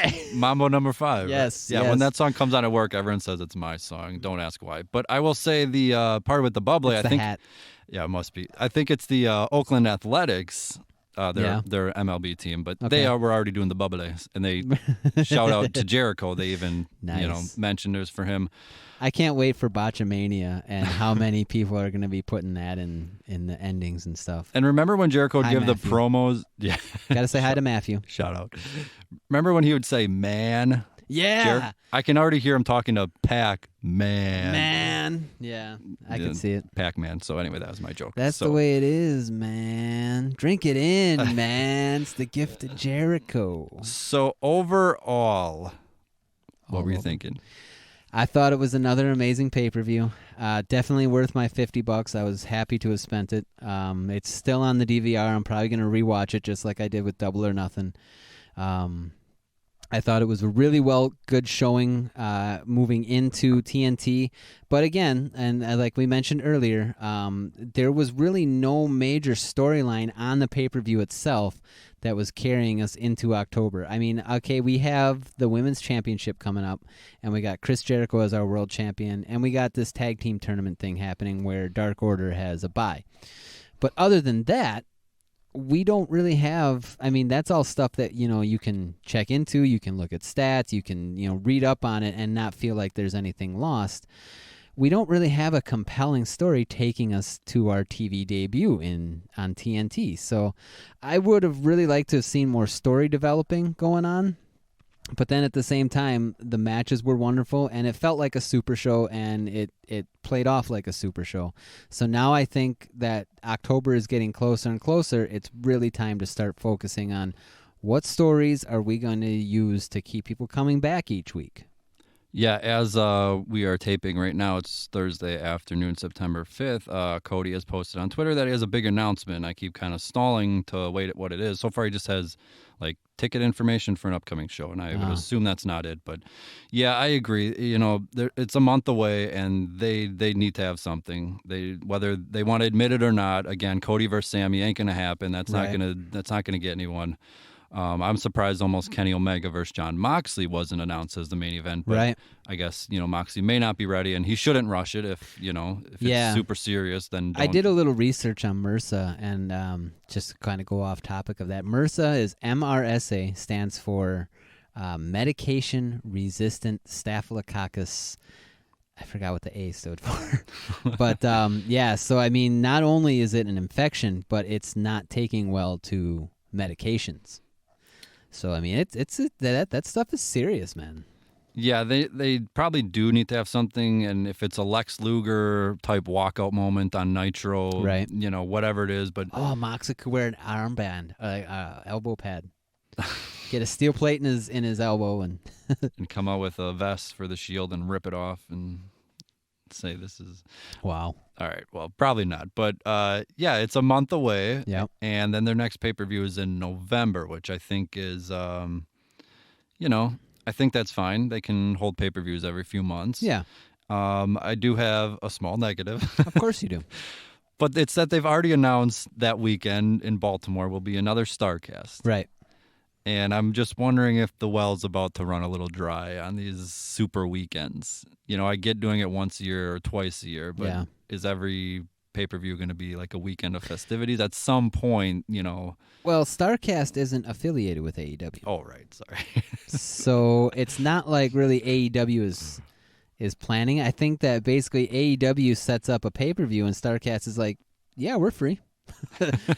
yeah, we'll do it. Yeah, Baltimore, sure. Yeah, let's go. Coincidence, we'll be there all weekend. That? Yeah, right. So that would be my only thing, but I do like the pay-per-views every few months. No need to do them monthly right away. That actually made it, that was kind of the closing decision of why I decided to buy the pay-per-views because, well, I didn't buy one since the last one, which was, May? May, and then they did the June stuff, I think. I didn't follow June. That wasn't really a pay-per-view. That was a live stream. Fighter Fest, and there was Fight for Fallen or something else. All that stuff was on their streaming stuff. That was actually free for the... But, so it'd been a couple of months, and I was like, it's only happens every couple of months, so might as well drop it at least this time. Now, I'm definitely going to be watching the TV show, and if the stories and whatnot aren't compelling enough, I'm not going to spend the $50 for a pay-per-view, so it's really on them to make me want to spend my money. Yeah, I work hard for it. Work hard for the money. I work hard for it, honey. Speaking of working hard for the money, here are some plugs for you. You are listening to the 411 Foresight Wrestling Podcast on the one and only 411 Podcasting Network. You know where to find us: Spotify, Stitcher, Google Play, Apple iTunes, all that good stuff. Of course, there's YouTube and the 411mania.com website. Steve, what do you got? Well, right now we have the Resonant Complex, and our debut album, North Avenue, is available everywhere music is sold. You can find it on iTunes. You can find videos for it on YouTube at the Resonant Complex. If you just search that in the search bar, should come up with us, at least to the best of my knowledge. You can find us on Google Play. You can find us anywhere digital music is sold. And if you're looking for a physical copy, go to cdbaby.com/The Resonant Complex. Very nice. We are going to move on and talk about the lovely King of the Ring tournament. King of the Ring. My bracket is destroyed. Just... It feels like March with our brackets busted. It really does. And I didn't even write anything down. I just had some picks. And my 2 picks for the finals, gone, man. All right. Well, on Raw, we had Baron Corbin defeating Cedric Alexander. Yeah, we kind of called that one. We needed a heel to go up against, to basically make it further Yeah. so that we can watch Baron Corbin get the crap kicked out of him later on. Yeah, and I'm surprised he keeps saying King Corbin, but on Twitter I posted what did I say? He needs a Corbination. Corbination, yeah. Yeah, pretty lame. But That's anyway, not going to happen. Not going to happen. Just like Fetch, it's not going to catch on. I've been making Mean Girls references for like the last couple of days, so I apologize for that. No, there is nothing wrong with that. There's everything wrong with that. Nothing wrong with that. Everything. So then we had the Samoa Joe Ricochet. Ending. Dude, my buddy John, he just can't seem to get his officiating straight. Side note, I met John Cone when he came in with the big show for an autograph signing here in Milwaukee. And so he actually held my phone and took a picture for me. So I always call him my buddy John whenever I see him on TV. You know, he is your buddy because if you noticed, guess who he ended up screwing again? Corbin, just like at the last few pay-per-views. That's true. That seems to be his little Achilles heel. Every time Corbin's doing something, it's like, oh no, there he is. And then sure enough, he's like, you don't get a bye. It's a triple threat. It's a triple threat, which kudos to them. That's brilliant writing right there. I think instead of like having a rematch or just giving it to one or the other or just giving Corbin a bye, I think that putting the triple threat situation on there is pretty cool. Yeah, it's compelling. I think when King Booker won in 2006, I'm pretty sure like Angle got taken out by Mark Henry or something. I vaguely remember this. And Booker actually got a bye. He won a match, and then I think after that he literally walked to the finals. Yeah. I think he got a bye because they couldn't compete or something weird like that. Or like when CM Punk had the world title and they were going to that championship scramble and he got taken out by Orton, so he just wasn't in the match. And then Jericho just walked and then into Jericho just walked right in. After getting destroyed by Shawn Michaels earlier. Yeah. You know. So then we're left with Corbin, Ricochet, and Samoa Joe. Right on. In Madsen Square Garden. And that's going to take us to the finals, right? Yes. The winner goes to the finals. Are we assuming Joe will lose? Is this down to Ricochet and Corbin? Well, it's definitely not Corbin. Really? Yeah. Going to the finals? Yeah, Corbin's not going to the finals. Well, okay. So then you think Ricochet? I think Ricochet's going to do it. I really do. He's my new pick. Twitter handle? Yeah. That's pretty much what solidifies it for me. My hang up though is if it was going to be Ricochet, he would have just beat Samoa Joe and then beat Corbin. But what gives you incentive to tune in? Well, here's my theory. My theory is Corbin wins. So here's the theory. The reason they did the draw is because they wanted to protect Ricochet, and now Joe can take the loss. Oh. So that's my theory. Ricochet, if he was going to win, wasn't he just going to beat Joe anyways and then beat Corbin? Yeah, but who wants to see another Baron Corbin match? Well, if it meant Ricochet beating him, you know. So that's my theory is this is leading to Ricochet hitting his top rope move, everyone going nuts, Corbin weaseling and pinning him. Wow. And then everyone stands there and Ricochet's like, you son of a... Yeah. And crowd going, no. So then if we take to the blue brand... Well, here we go. Here's the blue brand. Yeah. Two shockers, I thought. Elias over Ali was first. Right. That's... did not see that one coming. No, really not thought at all. Ali was going to jump around on that one. I thought Ali was doing well and was going to be building up a little bit more than this, but Elias, who actually has not had a lot of quote-unquote great matches, I thought this one was very good. So on the other side, then we had Chad Gable. Upset over Andrade. Big upset. Like, I honestly did not expect him going any farther than the first round, really. No, well, he was going to beat Shelton Benjamin, but yeah. I think the funny part was Zelina, pretty much before the match, just was like, so Andrade is going to win. Yeah. So good effort, Gable. We appreciate you, but here's the next king.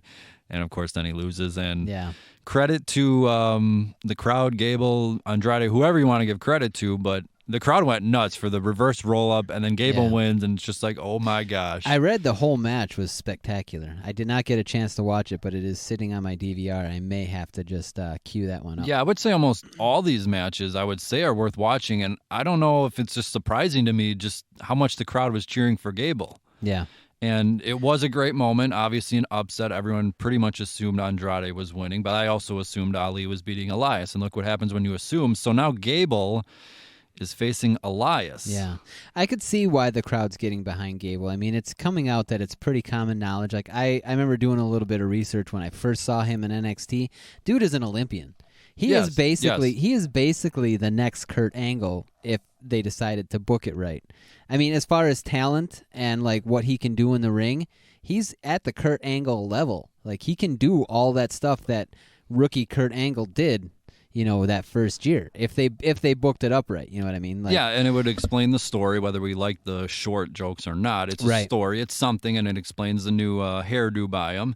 And it also explains why the heck he was in the tournament to start with. It's a good point. And, so, like, I think the crowd definitely is starting to get more and more familiar with the fact that this guy has a lot of talent, and he's not being used. So, if WWE says that they listen to the fans, maybe the idea is to, start cheering them, getting them some TV time.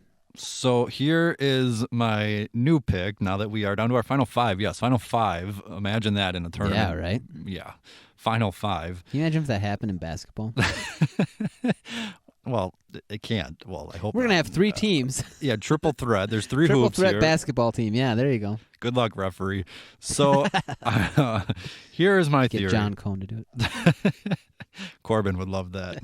My theory is we are either getting Ricochet versus Elias, heel versus face, which all the matches have been, or Gable and Corbin. Yep. Really?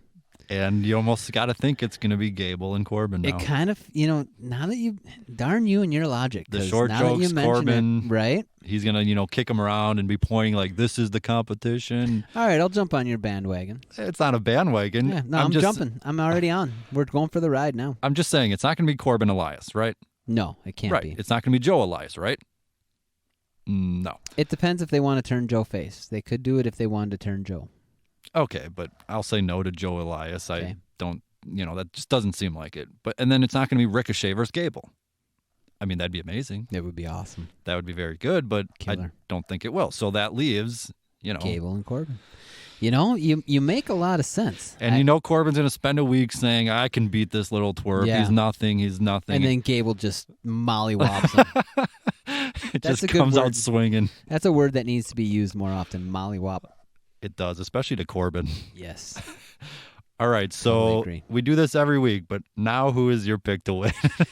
I'm still going to pull for Ricochet, but I do see the sense and logic and almost leaning into your little story here. But if it does come down to Gable and Corbin, I'm pulling for Gable, of course, because Corbin sucks. Yeah, if it was Ricochet, Corbin one-on-one, I would agree, but this whole setup just feels like they didn't want Corbin to pin Ricochet. Right. So that makes sense. Joe's thrown in there. Ricochet can say he never lost, blah, blah, blah. Yeah, that's good writing right there. So that's what it seems like to me. I'm looking forward to it. Obviously, Madison Square Garden. Raw will have Stone Cold. SmackDown will have Undertaker. No idea what he's doing, but... Is it still the world's most famous arena?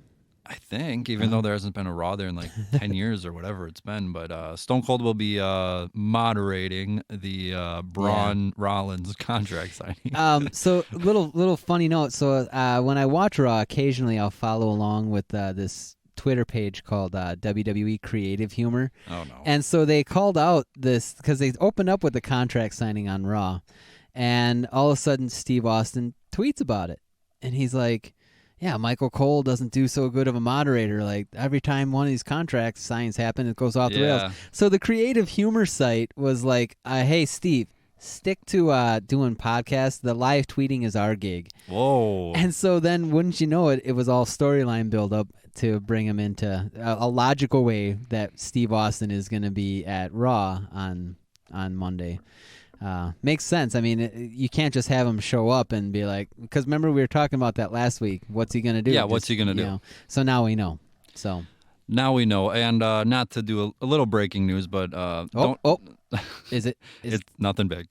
Oh. Not sure how they have this number right away, and it's probably BS, but we'll just go with it because we're going to fill a little bit of time here. But the Wrestling Observer, so we can source them right there. Yeah. So whether you buy into their coverage of AEW or not, how they have this number. That's Meltzer's, right? Yeah. Okay. The buy rate for All Out was down from Double or Nothing. Really? Double or Nothing had 35,000 buys. Talking about pay-per-view buys? Yeah, this had 28,000 buys, down from the 35.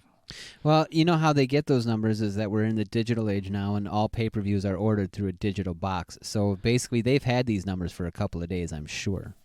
Yeah, it does note, that there are extras added in, and right. Like box office movies will trickle in here and there where numbers are tallied, or even like elections votes will come in whenever, Right. So whatever, does that tell you anything? Do you care? Does it really matter? No. I mean, it could be just like your wavering fans that hey, I've seen this, so I don't need to. The ones that aren't really major, wrestling heads could just not be as into it. I know there's a streamer on Twitch. His name is Boone. He was at All In. Of course, we bought Double or Nothing, and he was at All Out. So he's invested in Chicago. AEW. Well, yeah, he's from Chicago. But he's invested in independent wrestling, and now specifically AEW, which I guess we really can't call him independent, can we?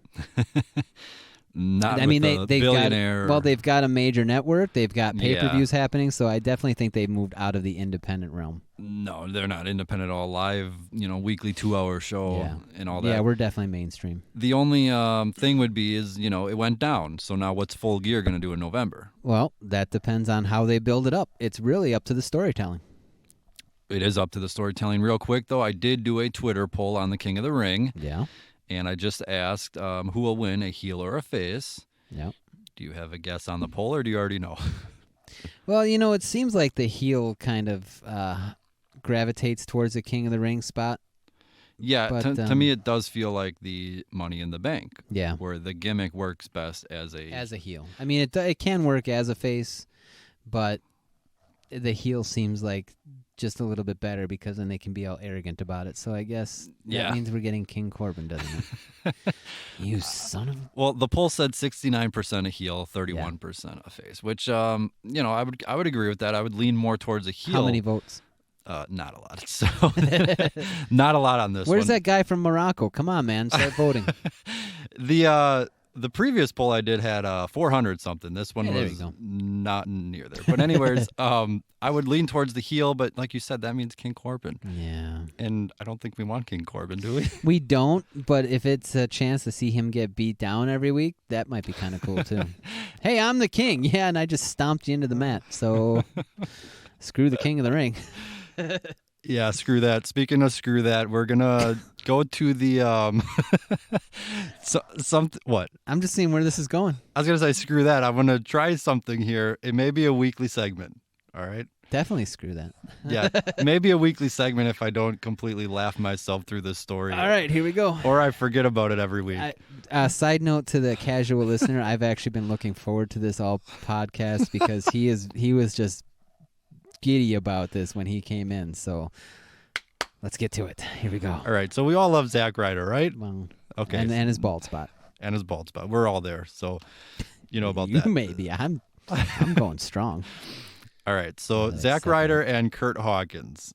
So they have this show on WWE, their YouTube show. I don't know if it's on the network. I looked for it. I couldn't find it. But then again, I can't navigate anything. So it's probably on there somewhere. So it's called Figure It Out. Okay, I've talked about this before. It's just the most ridiculous thing you've ever seen. They go to different, stores, shops, whatever you want to call it. And, they obviously look for action figures, hence the name Figure It Out. And Zack Ryder, I think his hashtag is like Ryder Rules or Ryder Rule or whatever it is. Okay. And then he calls Kurt Hawkins, he calls him Cheap Kurt. But then Kurt Hawkins calls himself Cautious Kurt. Okay. It's always are you cheap or are you frugal? Right. I've been called cheap before, but I call it being smart with your money. Right. Versus... I'm stingy, so yeah. I'll come right out and say it. I'll take that as a compliment almost versus what Zach's about to do. So this week's episode, they're in Phoenix, and they go to some comic book store, whatever it's called. I don't know what it is, sorry. And right away, they're in there looking around and stuff, the usual. And just a sidebar, Kurt Hawkins ends up spending about $150 on a couple signed figures. Whoa. Beth Phoenix, he gets a Dudley Boys ECW set. They find some really cool figures in there. Wait. Back up. What? He paid money for something that was signed by Beth Phoenix. Well, it was like a rare figure. He is super cool with Beth Phoenix that he could have gotten something or other, and then had her sign it. And then, look, you got the same thing. Well, could he have found the figure? Just saying, who's more frugal here? Yeah. Well, anyways, I think they even made a joke. I think Ryder or Hawkins or someone said something like I think Bubba signed his, and then someone's like, hey, just bring it to work and Devon will sign his. Right. And I think there was a Spike one, and then he found like this cool looking Big Bird rubber ducky for his daughter. And he always tries to find something for his family, to come home with something. Zack Ryder does? Or? Unlike, Kurt for his. Okay. Big up. Good dad. Right he has the daughter. And unlike Zach, who, anyways, he's looking around a store, a kid in a candy store. Yeah. And then all of a sudden he spots it. Uh-oh. It's like this super rare. It's called a 2-up. Do you know what any of this stuff means? Not a clue. They kept saying the word 2-up, or phrase 2-up. So it's this 2-up big boss man. The light blue, old school look. Old school boss man. It looked, pretty slick, awesome thing. And, then the owner starts talking about it. He's like, well, this is from this. And Zach starts, talking, too, because he, is finishing this guy's sentence because they both are nuts about this stuff. Okay. And they, know. And then he's like, yeah, there's only, less than 20 of them known to man. These are not made. And Zach was like, I know. I own, 2 of the other ones. This would go great with the collection and stuff. So why do they call it a 2-up? I don't know, because I think they were saying it was bigger than the original size. Okay. So it was 2 times bigger. Okay. So it was, but super rare and didn't come out or whatever. They were saying there's less than 20 and they don't even know where some of them are. Yeah. This is just ridiculous. This guy's telling the story about it, and then he shows them the blueprints and stuff, and then oh wow, just the whole drawing of it and everything, and you can just see, of course, Kurt Hawkins is kind of just sitting there paying attention, but he knows where this is headed. Right. So then all of a sudden, I think it was Kurt or someone says something like, that's a great story and all, but this isn't for sale, is it? This is just a display item. And then the owner's like, oh, it's for sale. I mean, everything has a price. And then Ryder looks back at the camera, and then it pauses. He goes, hallelujah. And then shows the heavens opening, the clouds above his head. And he literally has the biggest smile on his face. Yeah. And right away it's just, uh-oh. And then you can just tell right away. And then they're talking more about it, and Zach's just like, all right. And then finally Hawkins is like, so what's the price? And the guy's like, well, $8,500. Oh. And then right away Zach goes, it's more than what my car cost. And then right away Zach's just freaking out and just like, I can't do that. As much as I love this and, it's amazing. Unfortunately, this is going to be staying in Phoenix, and it's amazing. It's a great item and all that. And then all of a sudden he just stops and he goes, well, hold on a minute. What? And then he's just staring at it, and then in the bottom left corner a timer started. Oh, 1, no. 2, and then it slowly kept going, and then Zach keeps looking back at Kurt laughing, and Zach's like, well, just hold on a second. And then the timer goes, and then it fast forwards a little, and then it's up to 4 minutes. Then it's like, I want it. And then Kurt's just laughing at him and just well, $8,500. Yeah. And then the timer keeps going. He's literally just staring at the glass, just with this smirk, this grin on his face. If you're a shop owner and you got to do just gazing longingly at your display case. Yeah, so Zach's just staring at it, and the timer goes up 13 minutes, and he's just staring at it, and the time is ticking, and this is just the funniest thing. We're creeping into Tool Song territory here. Right, and then he's just staring at it, and then finally he goes and goes back to Hawkins and kind of waves him over a little bit, and then he whispers in a mirror, should I offer him $4,000? And he's like, I don't want to insult the owner. Now they're kind of talking half. louder. Yeah, he's like, he doesn't want to insult them. The guy had told him he's a big Boss Man fan. He's a huge, fan growing up of him. He always got his hair cut like him. And, Boss Man growing up, the owner had sentimental value to him. So he's like, I don't want to insult them. Yeah. So Hawkins is just like, hey, man, do what you got to do. But here's what I would do. So he quick shows him his cell phone, and he showed him $5,500. And he said that would be his offer. So Ryder comes back. And wait, did he have he looked it up on eBay or something? Or? No, he just typed in his calculator. Oh, okay, all right. So then Ryder walks back, and then the timer goes again. He's just staring at it. He's like, I can't do it. I'd be killed if I went home. Right? So then it gets to 19 minutes. Think of how Chelsea Green would rip his head off. Well, we'll get to her. So then 19 minutes, and finally he looks at him and he goes, $4,000. And then the guy's just like, no offense, he's like, I've heard plenty of ridiculous offers, but that's fair. He's like, I understand it, blah, blah, blah. And then finally he's just like, 6,500. And then Zach's like, I can't do it. I just can't do it. And he's just smiling as he's reaching for his back pocket where his wallet is. He's just like, I can't do it. So he's just staring again and again. And then finally they're like, well, make me one more counter. And then the guy's like, well, I have something to pay off. I forgot what he said. And he's like, and because of technology, I could actually see the phone back there. So $5,500. Then Zach's like, thanks a lot, Kurt. Like, thanks a lot. So then Ryder's like, all right, so how about I go in 5,000 and you put in the final 500? And Hawkins is like, what? Why would I do that? Like, what do I get? Ryder's like, well, nothing, but you're helping me pay for it. Hawkins is like, no, I'm not doing that. Right. And finally, they're just at a stalemate and they're just staring at it. And then finally, Ryder busts out the credit card. And then he buys it. $5,500. Well, he talked him down $3,000. I mean, that's impressive. He did talk him down $5,500, and then he just grasps the figure and goes to the ground with it and just like snuggles it. And then I think it was Hawkins or someone was just like, dude, you just bought yourself 5,500 nights on the couch. Yeah. He's like, you didn't even buy a ring yet for Chelsea. Oh. And then he was just saying like, yeah, I don't know how this is going to work. He's like, I'm already in the doghouse with this. So he ends up handing it over. And then to his credit, he puts back everything else he was going to buy. Not that it mattered, 5,500. Right. But he walks out. They both walk out with their bags and stuff. And, Ryder's just laughing. And then they do like the season total. And I think Hawkins is up to like $600 and Ryder's over like 6,000 or 10,000 or whatever it is already. I don't even remember.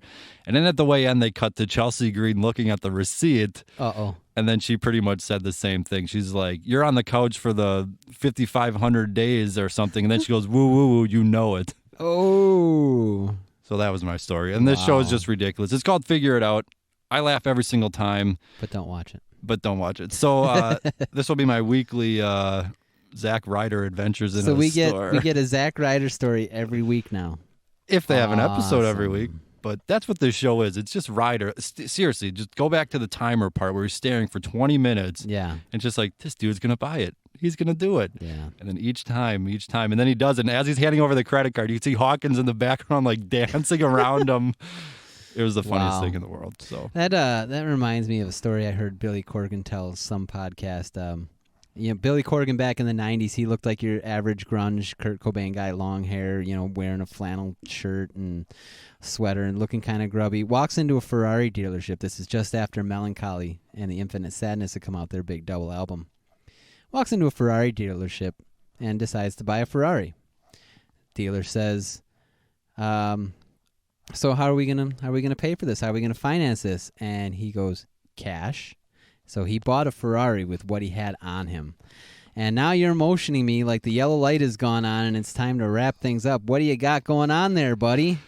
Well, Cody's big news has dropped. Oh boy, only 96 minutes later. Hey, I texted someone before I went on the air, by the way, and said 90 minutes. Oh, there you go. So pretty darn close. So, wow. What do we got? 2 minutes ago. Any guesses? No, break it. Come on. We've held on long enough. Let's go. Well, we know the main event for Full Gear. Okay. Are you ready? Yes. Cody Rhodes versus Jericho for the title. Whoa! Okay, so I guess that completely destroys my plan. Yep. Wow. Well. So much for all that and the wins and the Derby draw and the... Yeah. Okay. I mean, I guess that would make sense why he was winning against Shawn Spears. He looks like a strong character now. Yeah. Wow. That's So what do you think? I don't know. I'm gonna have to stew on this one. My initial reaction is that I think he's probably gonna. I could see him winning. Whoa! I could see it happening, man. I'm just thinking about like what they would do with Jericho for a while, and like I don't know. But again, then that wouldn't make him look very strong if he loses on his first defense. So yeah, I don't know. I have to think about this. Going back to the tweet, he had said big announcement, and then at the end he wrote happy, ready. So I guess he's happy and he's ready. I guess. I mean, I guess here we go. The boss gets what he wants, right? Yeah, here we go with that already. Jericho and Cody main eventing. TNT feud. All right. Well, let's see how they build it up. If they do it right and they build it up right, any match can. Luchasaurus going for the title could be awesome if they write it right. Yeah, I guess. Wow, that is pretty big. I mean, I think we expected it at some point with Jericho taking shots at Cody always about him giving speeches, and it's because of me, not Cody. And right. So you knew it was coming at some point. And like how they were doing this whole when Sean Spears got signed, they had Cody's reaction. Yeah, he does this, he does that. So they could be playing that in there. Well, we got Chris Jericho and we're doing the sports thing, and yeah, we got a really good thing going on. And be like, Jericho could be like, get off of your executive high horse. I'm going to come and take you to town. Wow, I would almost lean towards Jericho, like you said. I mean, is he going to win it? And yeah, I mean, if you want to build up some legacy, I guess almost Jericho has to win it. Maybe Sean Spears costs Cody the match. It could be, and that's why we keep going on that route, or Paige. Wow, we were just talking about the pay-per-view buys. They needed something for November, and there it is. And I guess they got something for November. Now let's see how they build it up. That's gonna be key, because if they don't build it up, who cares?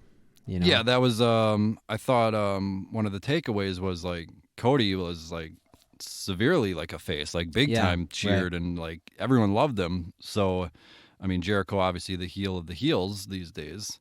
Ooh, MJF could cost the title. There you go, MJF. That's a good one. I would think if he is going to turn, that's kind of where it is. Pharaoh could bite, Chris Jericho's throat out.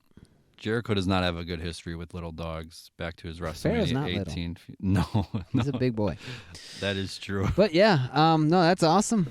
I mean, like I said, let's see how they build it up. This is, we're talking about that they need stories. They need stories. Well, here's your opportunity for a story. So write it out right, do it right like you're supposed to, and make me want to buy it. Because if you don't, I'm not. Yeah, that is definitely a big-time main event for AEW in November. And aren't you glad now I wasted time with our Zack Ryder story? Well, I mean, that is 15 minutes of my life I'll never get back. By the way, the show was 17 minutes long. The actual... Is it?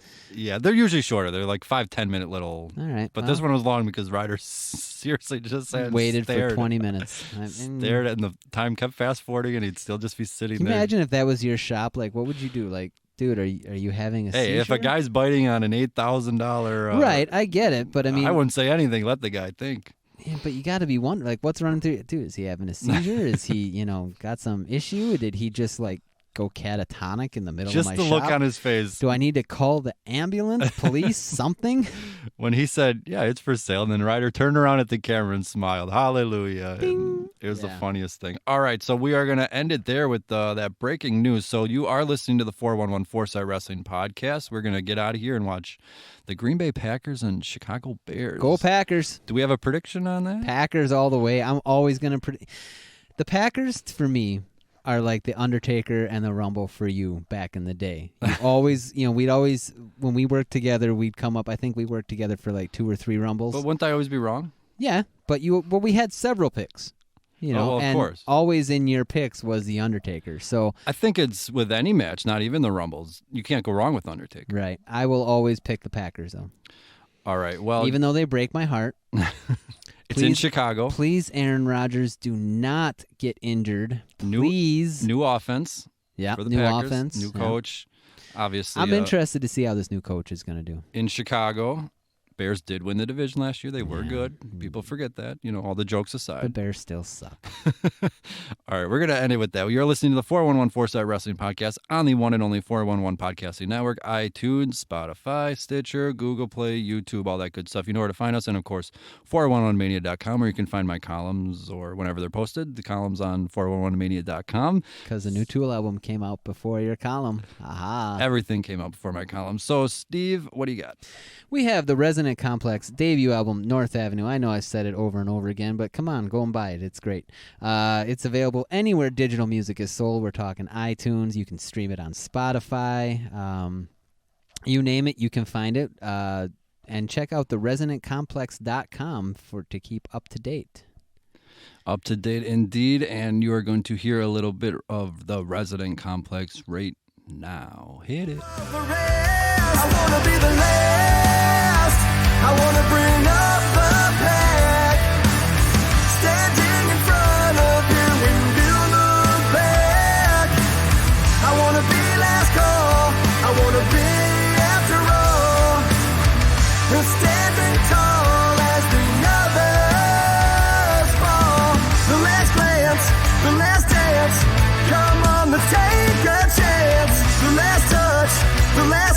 the very last.